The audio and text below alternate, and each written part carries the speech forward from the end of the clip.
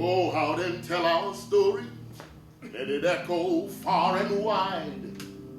Make them hear you. Over the last 10 years, the Negro decided to straighten his back up, realizing that a man cannot ride your back unless it is bent. We made an indifferent and unconcerned nation rise from lethargy and subpoenaed its conscience to appear before the judgment seat of morality on the whole question of civil rights. We gained manhood in a nation that had always called us born.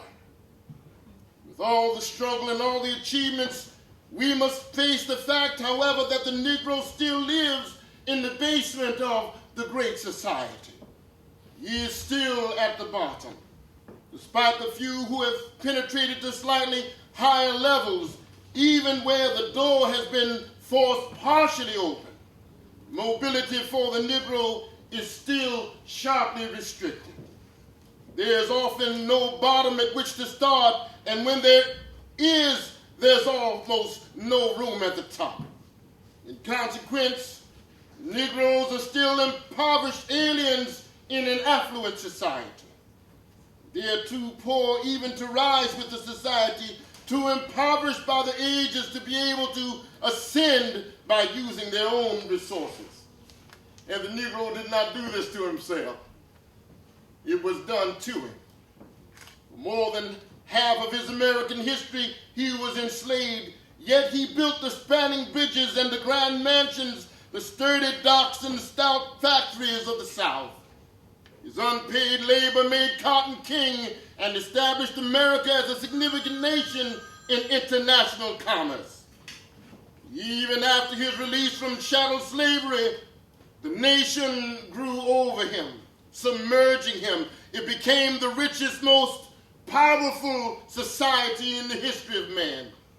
But it left the Negro far behind. And so we still have a long way to go before we reach the promised land of freedom. We must honestly face the fact that the movement must address itself to the question of restructuring the whole of American society. There are 40 million poor people here.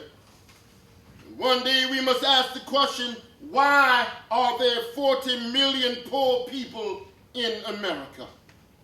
When you begin to ask that question, you're raising a question about the economic system, about a broader distribution of wealth.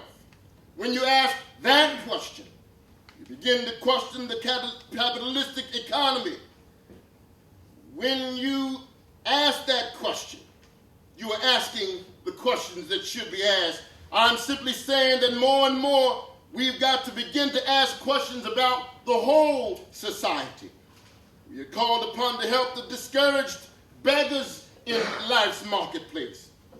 But one day we must come to see that an edifice which produces beggars needs restructuring. It means that questions must be raised, and you see, my friends, when you deal with this, you begin to ask the questions, who owns the oil? You begin to ask the question, who owns the iron ore?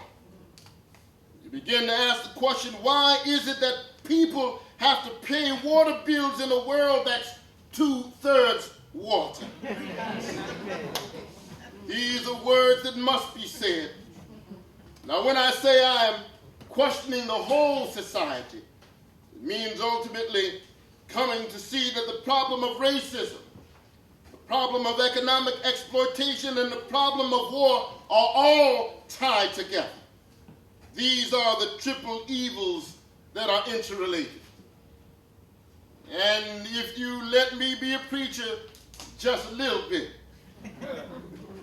One day, one night, a juror came to Jesus, and he wanted to know what he could do to be saved. Jesus didn't get bogged down on the kind of isolated approach of what you shouldn't do. Jesus didn't say, now, Nicodemus, you must stop lying. He didn't say, Nicodemus, now you must not commit adultery.